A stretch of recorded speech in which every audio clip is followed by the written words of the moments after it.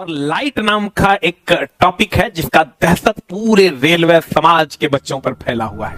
आप किसी लड़का या लड़की को देख पाते हैं कैसे? उस पर प्रकाश आती है तब आप उसको देख पाते हैं। अभी अगर प्रकाश नहीं रहता, सूर्योदय नहीं होता तो हम आप दिन में किसी को देख नहीं पाते। रूम में बल्ब नहीं जल रहा होता तो हम आपको देख नहीं। आंख की अगर हम बात करें, इसमें जो मेन पॉइंट तुमको पूछता है, ये बीच वाला भाग है पुपिल, जो प्रकाश को नियंत्रित करता है, प्रकाश को नियंत्रित करता है।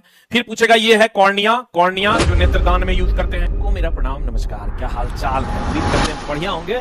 और लाइट नाम का एक टॉपिक है जिसका दहशत पूरे रेलवे समाज के बच्चों पर फैला हुआ है।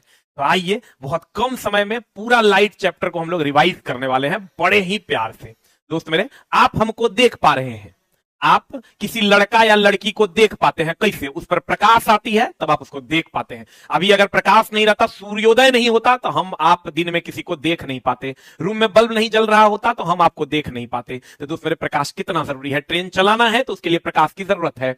लाल सिग्नल पे लाल रहता है, हरा रहता है, पीला रहता है, उसका क्या मतलब है सिग्नल पे? ये सारी चीजों को हम लोग समझने की कोशिश करेंगे इस वीडियो में। गौर फरमाइएगा। पहला दर्पण है समतल दर्पण। कौन दर्पण दोस्त मेरे? समतल दर्पण। ध्यान से समझिएगा, पहला ही हेडिंग है आपका समतल दर्पण। पहला हेडिंग क्या है दोस्त मेरे? समतल दर्पण। कौन दर्पण? समतल दर्पण, जिसको आप प्लेन मिरर कहते हैं। समतल दर्पण की अगर हम बात करें, जितनी दूरी पर वस्तु रहेगा, अगर 25 सेंटीमीटर की दूरी पर वस्तु है तो 25 सेंटीमीटर की दूरी पर ही प्रतिबिंब बनेगा। अर्थात अगर हम दर्पण से 25 सेंटीमीटर की दूरी पर हैं तो प्रतिबिंब भी 25 सेंटीमीटर की दूरी पर बनेगा। अगर भी मीटर पर सेकंड के वेग से कोई वस्तु जा रही है तो वस्तु जा रही है दर्पण की ओर, तो उसे 2 भी मीटर पर सेकंड से प्रतिबिंब दौड़ता हुआ प्रतीत होगा। अगर आपको अपनी पूरी लंबाई देखना है, अगर मान लीजिए आप 5 फीट के हैं तो कम से कम आपको 2.5 फीट का दर्पण चाहिए। कितना फीट का दोस्त मेरे? 2.5 फीट का दर्पण चाहिए। अगर आप 5 फीट के हैं तो कम से कम 2.5 फीट का दर्पण चाहिए। दूसरा, अगर हम बात करें दोस्त मेरे कि इसमें कैसा प्रतिबिंब बनता है, तो इसमें प्रतिबिंब आभासी, सीधा, बराबर और पार्श्व उल्टा बनता है। Imaginary, vertical, equal, laterally inverted. मतलब आभासी काल्पनिक प्रतिबिंब पूरे दर्पण में, पूरे लेंस में हमेशा सीधा होगा। कल्पना हमेशा सीधी होती है। कभी हम सोचते हैं, कल्पना करते हैं काश हमको कोई मार रहा होता। कभी कोई कल्पना हमेशा नहीं करते हैं, क्योंकि काल्पनिक कल्पना हमेशा सीधी होती है। आप सोचते हैं काश हम डोनाल्ड ट्रंप होते, मोदी जी होते, लालू जी होते, नीतीश कुमार जी होते। तो कल्पना को ही आभासी कहते हैं। आभासी हमेशा सीधा होता है और बराबर भी होता है। जितना बड़ा वस्तु होगा उतने बड़ा प्रतिबिंब बनेगा, लेकिन पार्श्व उल्टा होगा। मतलब लेफ्ट उठाओगे तो राइट उठा हुआ दिखाई देगा, राइट उठाओगे तो लेफ्ट उठा हुआ दिखाई देगा। उसके बाद अगर हम चलें दोस्त मेरे, तो इसका उपयोग कहां कहां करते हैं समतल दर्पण का? पेरिस्कोप में। पेरिस्कोप कहां होता है? समुद्र के अंदर छिपकर सतह की चीजों को देखना।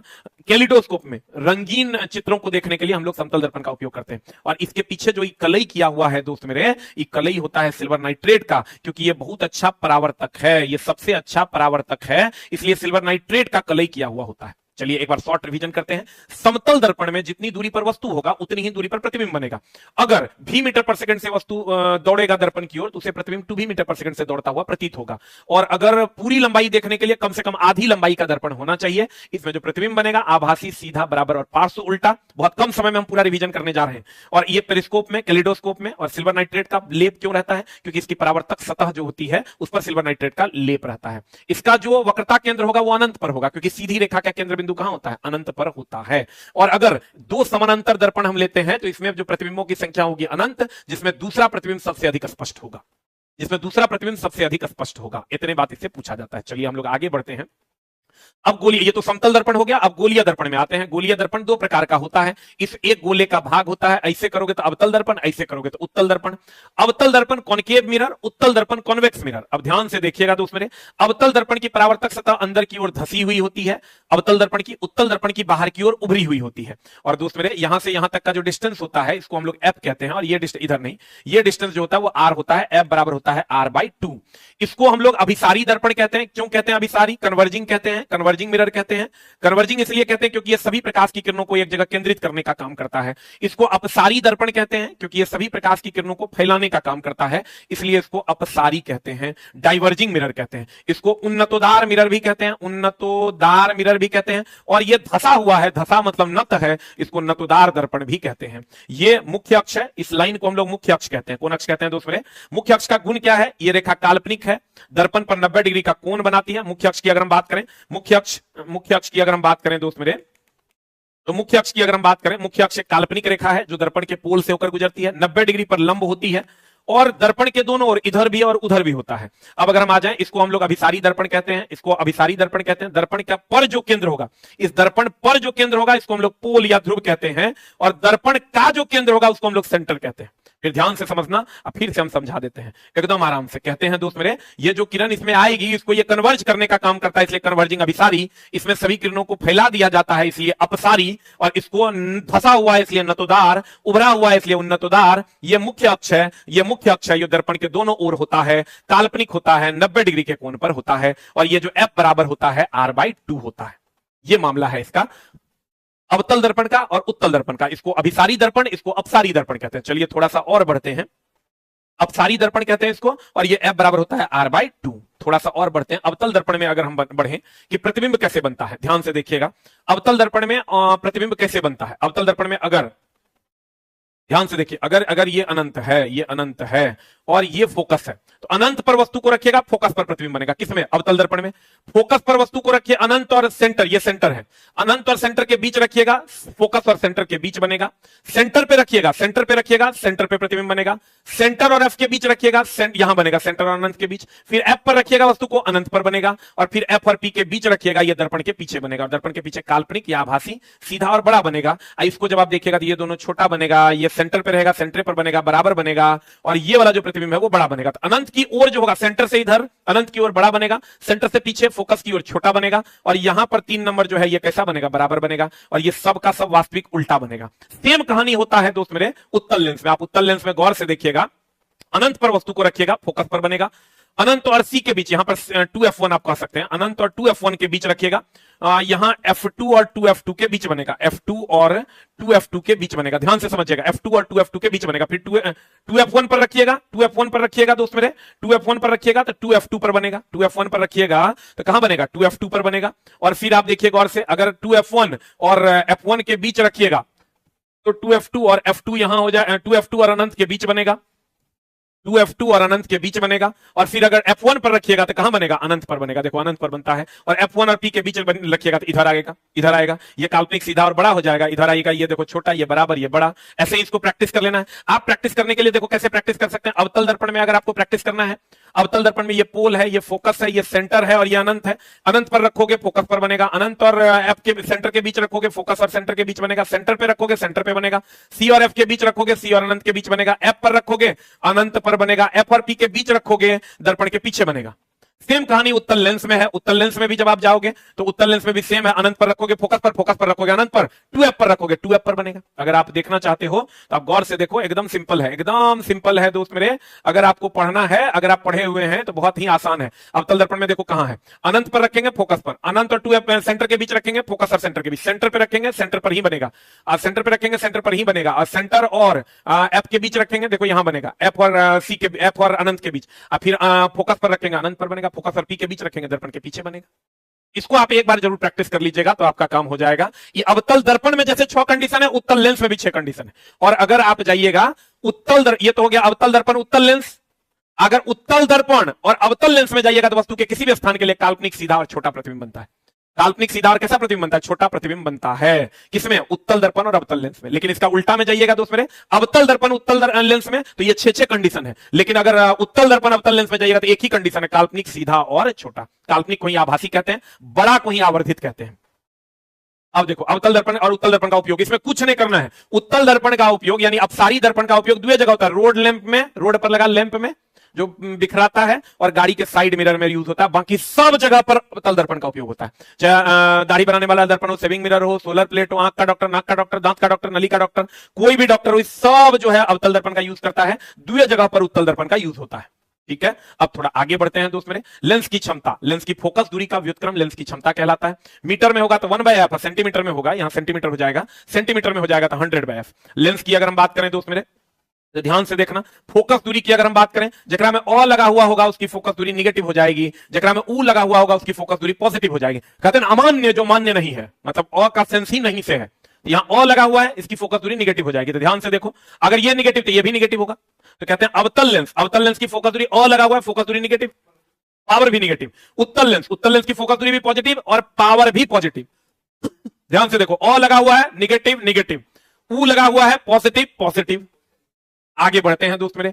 अगला अगला अगला, अगर दो लेंस वैसे तो ये पूछता नहीं, अगर दो लेंस एक दूसरे से डी दूरी पर हो, दोनों मिला के जो क्षमता होगा वो P total is equal to P1 plus P2 minus D P1 P2 हो जाएगा। अब देखो आवर्धन, एकदम इंपॉर्टेंट टॉपिक है आवर्धन। दर्पण के केस में होता है minus V by u height of the image बटा हाइट ऑफ द ऑब्जेक्ट, वही लेंस के केस में V by u height of the image बटा हाइट ऑफ द ऑब्जेक्ट, आप अगर पढ़े होंगे तो। और आवर्धन के लिए एक कंडीशन है, अगर एक से कम होगा तो छोटा, कम मतलब छोटा, अधिक मतलब एक से अधिक हो जाएगा आवर्धन, एक से बड़ा, और एक के बराबर हो जाएगा बराबर। जैसे समतल दर्पण में बराबर प्रतिबिंब बनता है तो उसमें आवर्धन का मान हो जाएगा एक के बराबर। जैसे उत्तल दर्पण में छोटा प्रतिबिंब बनता है तो वहां आवर्धन का मान हो जाएगा एक से कम। एक चीज और ध्यान रखिएगा, अगर प्लस हुआ तो आभासी, और अगर माइनस हुआ तो वास्तविक। माइनस हुआ तो क्या? वास्तविक। ध्यान से देख लो, एकदम आराम से हम रिवीजन भी करवाते हैं तुम्हारा। दर्पण के लिए minus V by u height of the image बटा height of the object, lens के लिए V by u height of the image बटा हाइट ऑफ द ऑब्जेक्ट, और एक से कम होगा तो छोटा, एक से अधिक होगा तो बड़ा, एक से बराबर होगा तो बराबर। और m का मान अगर प्लस हुआ तो आभासी, आभासी ऐसे भी कल्पना हमेशा प्लस ही होता है, और वास्तविकता हमेशा माइनस होता है, वास्तविक हुआ तो माइनस। चलते हैं हम लोग आगे। दर्पण सूत्र में 1/v है, यहां प्लस 1/u बराबर 1/f। u वस्तु दूरी, v प्रतिबिंब दूरी, f फोकस दूरी, और अगर लेंस फॉर्मूला में चले तो 1/v माइनस 1/u बराबर 1/f हो जाएगा। प्लस दर्पण माइनस लेंस, पहले दर्पण पढ़े थे ना तो पहले प्लस, बाद में लेंस पढ़े ना तो बाद में माइनस हो जाएगा, और f बराबर r/2 दर्पण में होता है। अब देखो निकट दृष्टि दोष में क्या होता है, निकट दृष्टि दोष में दोस्त मेरे लेंस मोटा हो जाता है। लेंस मोटा हो जाता है तो इसकी फोकस दूरी जो होती है वो घट जाती है। और आप याद रखिएगा, हम एकदम शॉर्टकट अभी आपको रिवीजन के लिए बता रहे हैं, ये क्लास रिवीजन के लिए है दोस्त मेरे, 15 घंटा लगता है हमको स्लाइड पढ़ाने में। निकट दृष्टि दोष में अवतल लेंस का प्रयोग करते हैं और दूर दृष्टि दोष में उत्तल लेंस का प्रयोग करते हैं। बड़का में बड़का स्पेलिंग और छोटका में छोटका स्पेलिंग, ये ध्यान रखिएगा। तो निकट दृष्टि दोष में लेंस मोटा हो जाता है, फोकस दूरी घट जाती है, इसमें अवतल लेंस, इसे मायोपिया कहते हैं। निकट दृष्टि दोष को मायोपिया, दूर दृष्टि दोष को हाइपरमेट्रोपिया। निकट की वस्तु स्पष्ट दिखाई देती है पर दूर की नहीं। निकट दृष्टि दोष में निकट का दिखता है लेकिन दूर का नहीं दिखता। प्रतिबिंब रेटिना से पहले यहां बन जाता है, यहां, क्योंकि अगर फोकस दूरी घट जाएगा तो फोकस करना चाहिए था यहां, रेटिना पर कर देता है पहले। इसका ठीक उल्टा होता है दोस्त मेरे दूर दृष्टि दोष में, इसमें लेंस पतला हो जाता है, तो लेंस पतला हो जाएगा तो उसकी फोकस दूरी बढ़ जाती है। इसमें उसका उपचार है उत्तल लेंस, इसे हाइपरमेट्रोपिया कहते हैं। इसमें दूर की वस्तु स्पष्ट दिखती है तथा निकट की नहीं। प्रतिबिंब रेटिना के पीछे जाकर बन जाता है क्योंकि फोकस दूरी इसमें बढ़ जाती है। इसमें फोकस दूरी क्या हो जाती है? बढ़ जाती है। आज जब दोनों दोष हो, ना निकटे दिखे ना दूरे दिखे, उसको कहते हैं हम लोग जरा दृष्टि दोष। इसमें सिलियरी मांसपेशियां कमजोर होती है, बाइफोकल लेंस, ना निकट दिखता है ना दूर, इसमें दोनों की वस्तु स्पष्ट दिखाई नहीं देती है। इसका उपयोग हम लोग बाइफोकल लेंस लगा के, मतलब दोनों, जब दोनों नहीं दिख रहा था अवतलो लगा लो, उत्तलो लगा लो। फिर इसके बाद है दोस्त मेरे अबिंदुकता, इसमें कॉर्निया ठीक से गोलाकार ना होना। बेलनाकार लेंस, इसमें क्षैतिज एवं ऊर्ध्वाधर रेखा में अंतर नहीं कर पाता, इसको कभी नहीं पूछता है। मोतियाबिंद हो गया, लेंस के ऊपर अपारदर्शी, ये लेंस है, आंख का लेंस है, इसके ऊपर अपारदर्शी झिल्ली बन जाता है, इसका उपचार है, इसका ऑपरेशन करवा दो।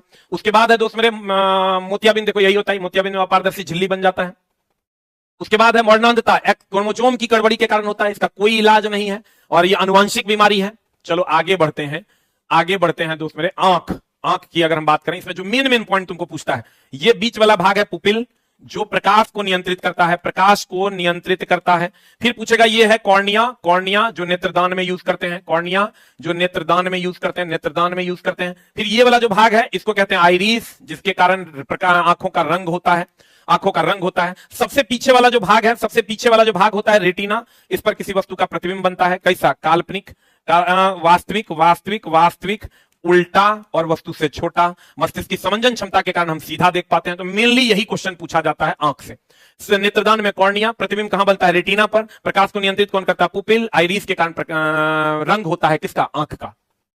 थोड़ा और आगे बढ़ते हैं दोस्त मेरे, कहते हैं चिन्ह परिपाटी। देखो चिन्ह परिपाटी में ध्यान रखना, वस्तु दूरी सबके लिए निगेटिव होता है। देखो ये अवतल दर्पण उत्तल दर्पण है, उत्तल लेंस अवतल लेंस है, वस्तु दूरी सबके लिए निगेटिव होता है, में सोचने न है, चाहे वो कोई दर्पण हो कोई लेंस हो, वस्तु दूरी सबके लिए यू का मान निगेटिव होगा। अब रही बात फोकस दूरी की, तो ध्यान रखना अ लगा हुआ होगा तो फोकस दूरी निगेटिव हो जाएगा। अ लगा हुआ होगा फोकस दूरी निगेटिव, ऊ लगा हुआ होगा फोकस दूरी पॉजिटिव, ऊ लगा हुआ है फोकस दूरी पॉजिटिव, अ लगा हुआ है फोकस दूरी निगेटिव। एकदम सिंपल है, अमान्य जो मान्य नहीं है। और उसके बाद देखो यू सब में निगेटिव, अ लगा हुआ होगा फोकस दूरी निगेटिव, ऊ लगा हुआ होगा फोकस दूरी पॉजिटिव। अब रही बात दोस्त मेरे वास्तविक और काल्पनिक की, देखो यहां वास्तविक निगेटिव होता है दर्पण में, यहां वास्तविक पॉजिटिव होता है, यहां काल्पनिक पॉजिटिव होता है, यहां काल्पनिक निगेटिव होता है। पहले बच्चों आपने क्या सीखा? हर जगह यू का मान निगेटिव, अ लगा हुआ होगा फोकस दूरी निगेटिव, ऊ लगा हुआ होगा फोकस दूरी पॉजिटिव। वास्तविक और काल्पनिक जो है दर्पण और लेंस में उल्टा हो जाता है। एकदम सिंपल है, आपको याद रह जाएगा। अब लेंस, पठन लेंस के लिए हम लोग, पढ़ने के लिए हम लोग उत्तल लेंस का प्रयोग करते हैं। कौन लेंस का? उत्तल लेंस का प्रयोग पढ़ने के लिए करते हैं, क्योंकि इसमें प्रतिबिंब बड़ा होकर दिखाई देता है, अवतल में छोटा दिखाई देता है। अपवर्तनांक, अपवर्तनांक की अगर हम बात करें, इसका फॉर्मूला होता है निर्वात में प्रकाश का वेग या तरंग दैर्ध्य बटा माध्यम में प्रकाश का वेग या तरंग दैर्ध्य। इसका कोई मात्रक और बीमा नहीं होता। इससे हमें किसी माध्यम के सघनता या विरलता का पता चलता है। जो माध्यम सघन होगा उसका रिफ्रैक्टिव इंडेक्स यानी अपवर्तनांक ज्यादा, जो विरल होगा उसका कम। सबसे अधिक सघनता होती है हीरा की, इसलिए उसका अपवर्तनांक सबसे अधिक होता है 2.42, इसलिए वो सबसे अधिक कठोर होता है। इसका कोई मात्रक और बीमा नहीं होता है। चलिए, इसका कोई मात्रा का बीमा नहीं होता। फिर आ जाओ प्रकाश का वर्ण विक्षेपण। 7 रंगों में बांट देना प्रकाश का वर्ण विक्षेपण कहलाता है। बे आ नहीं पिनाला, नीचे से ऊपर जाओगे चाल और तरंग बढ़ता, बाद बाकी सब कुछ घटता। एक वो चीज याद रखना कि 7 रंगों में विभक्त होना वर्ण विक्षेपण कहलाता है। इसका एकमात्र एग्जांपल सबसे बढ़िया है इंद्रधनुष।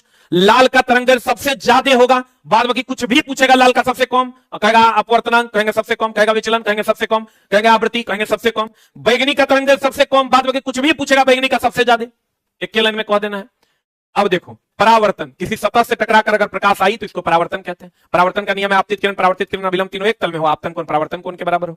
अपवर्तन, एक माध्यम से दूसरे माध्यम में जाएगा, अपवर्तन कहलाता है। जितना ऊपर उठा हुआ है, पानी में डूबा हुआ सिक्का ऊपर उठा हुआ प्रतीत होता है, पानी में डूबा लकड़ी का टुकड़ा टेढ़ा प्रतीत होता है, सूर्य बड़ा प्रतीत होता है, तारे टिमटिमाते प्रतीत होते हैं, सब अपवर्तन है। सूर्य लाल दिखाई देता है, प्रकीर्णन है। वास्तविक सूर्योदय से 2 मिनट पहले और सूर्यास्त के 2 मिनट बाद तक सूर्य का दिखाई देना अपवर्तन है। एग्जाम्पल जरूर देख लीजिएगा। पूर्ण आंतरिक परावर्तन, समान माध्यम में लौट जाना, हीरे का चमकना, मृगमरीचिका का बनना, ऑप्टिकल फाइबर, ये 3 को एक एग्जांपल है। फिर आ जाओ प्रकीर्णन, प्रकाश का क्षय हो जाना, जिसके कारण कोई चीज किसी खास रंग का दिखाई देता है, जैसे सूरज लाल दिखना, आकाश नीला दिखना, आकाश के नीचे पानी का रंग नीला दिखना, ये सब क्या है? प्रकीर्णन, स्कैटरिंग है। फिर आ जाओ ध्रुवन, किसी भी तरंग को किसी निश्चित दिशा में भेजना ध्रुवन है। प्रकाश को भेज सकते हैं, ध्वनि को नहीं। ध्वनि अभी हम बोल रहे हैं खाली इधर जाएगा, ये संभव है, इसलिए ध्वनि के साथ ध्रुवन की घटना नहीं होती। अनुदैर्ध्य अनुप्रस्थ में अंतर भी इसी के कारण हो पाता है। विवर्तन, प्रकाश का उसकी छाया में प्रवेश कर जाना। इसका एग्जांपल है, बहुत छोटी पंछी उड़ रही है, उसकी छाया में प्रकाश प्रवेश कर जाता है। विवर्तन जो है आकार पर निर्भर करता है, छोटा पंछी होगा तभी होगा। फिर आ जाओ व्यतिकरण, कभी कभी चमकना, जैसे पानी में मिट्टी के तेल का कभी कभी चमकना, जल पर साबुन के बुलबुले का कभी कभी चमकना, व्यतिकरण है। वर्ण विक्षेपण अभी तुरंत बताए, 7 रंगों में विभक्त होना, जैसे इंद्रधनुष का बनना, ये सब क्या है? वर्ण विक्षेपण है। अगला अगला अगला दोस्तों, यही तुम्हारा मामला है। एक बार फिर से 2 मिनट में हम रिवाइज कर देते हैं, ध्यान से देखना, एकदम इत्मीनान से देखना। हम पूरा लाइट को रिवीजन करने की कोशिश किए हैं, एकदम इत्मीनान से देखना। समतल दर्पण, जितनी दूरी पर वस्तु उतनी दूरी पर प्रतिबिंब, v मीटर पर सेकंड से दौड़ेगा, 2v से दिखाई देगा। आप पूरा हाइट देखने के लिए कम से कम आधी लंबाई का चाहिए। प्रतिबिंब आभासी, सीधा, बराबर, पार्श्व, उल्टा बनता है, और पेरिस्कोप में, कैलिडोस्कोप में यूज होता है। सिल्वर नाइट्रेट का पीछे में लेप लगा हुआ होता है। ये तो अवतल दर्पण में f बराबर r/2, मुख्य अक्ष काल्पनिक होता है, दर्पण के दोनों ओर होता है, और 90 डिग्री पर लंब होता है। f बराबर r/2, अवतल को अभिसारी, उत्तल को अपसारी कहते हैं। उसके बाद अवतल दर्पण, उत्तल दर्पण में प्रतिबिंब का स्थान और प्रकृति हम आपको बता दिए। फिर उसके बाद हमने कहा रोड लैंप और गाड़ी के पश्चिम दृश्य दर्पण में उत्तल दर्पण, बाकी सब जगह उत्तल दर्पण का, अवतल दर्पण का उपयोग होता है। p बराबर 1/f, और लगा हुआ होगा निगेटिव, पावर भी और फोकस दूरी भी, u लगा हुआ होगा तो पॉजिटिव। आवर्धन दर्पण के लिए m बराबर -v/u, यहाँ v/u। उसके बाद हमने कहा 1 से कम तो छोटा, 1 से अधिक तो बड़ा, और 1 से बराबर तो बराबर। अब प्लस होगा तो आभासी, अब माइनस होगा तो वास्तविक। उसके बाद हमने दर्पण सूत्र, लेंस सूत्र, प्लस होगा तो दर्पण सूत्र, माइनस होगा तो लेंस सूत्र। और उसके बाद हमने निकट दृष्टि दोष में अवतल लेंस, दूर दृष्टि दोष में उत्तल लेंस, जरा दृष्टि दोष में दोनों लेंस, अबिंदुकता में बेलनाकार लेंस, वर्णांतता होगा तो कोई उपचार नहीं, मोतियाबिंद हो जाएगा तो ऑपरेशन कर देना है। इसके बाद हम लोगों ने कहा परावर्तन, किसी सतह से लौट कराना परावर्तन। आपतित किरण, परावर्तित किरण, अभिलंब तीनों एक तल में होगा, आपतन कोण परावर्तन कोण के बराबर होगा। प्रकाश का अपवर्तन, एक माध्यम से दूसरे माध्यम में जाएगा, क्या कहलाएगा? अपवर्तन कहलाता है। जितना ऊपर उठा हुआ है सब अपवर्तन है। किसी खास रंग का दिखना प्रकीर्णन, बार बार चमकना व्यतिकरण। तो ये सारी वर्णांता का कोई इलाज नहीं है। Thank you very much, love you all, नमस्कार। अगर आप पढ़े होंगे तो जरूर आपका रिवीजन हो गया होगा। Thank you very much.